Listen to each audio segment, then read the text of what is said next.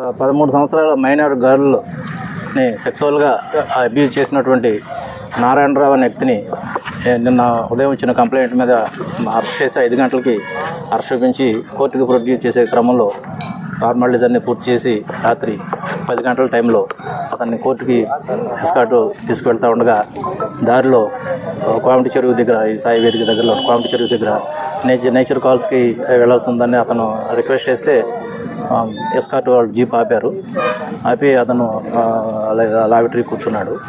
అయితే ఈ లోపల గట్టిగా వర్షం పడుతుండడం వల్ల వీళ్ళు కానిస్టేబుల్స్ కొద్దిగా దూరంగా వెళ్ళి చెట్టు కింద నిల్చున్నారు. ఈ లోపల వాల్ ఆఫ్ షడన్ అతను పరిగెత్తుకుంటా వెళ్ళి చెరువులో దూకినట్టుగా చెప్తున్నారు వాళ్ళు. వీళ్ళు కూడా ఇమీడియట్గా చెరువులో దూకి రెస్క్యూ చేయడానికి ప్రయత్నం చేశారు. కానీ చెరువు బాగా లోతుగా ఉండడం పెద్దగా ఉండడం వల్ల అతను ట్రేస్ కాలేదు. రాత్రి మేము కూడా వచ్చి ఈ ఫైర్ వాళ్ళు కూడా పిలిపించి వెతికిచ్చాం, కానీ దొరకలేదు.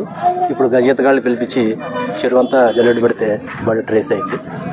అతను చేసిన దానికి పశ్చాత్తాపంతో అతను సిగ్గుపడి బస్సు ఆత్మహత్య ప్రయత్నం చేసి ఉండొచ్చు, లేదా యాక్సిడెంటల్గా పడిపోయి ఉండొచ్చు అని భావిస్తున్నాను.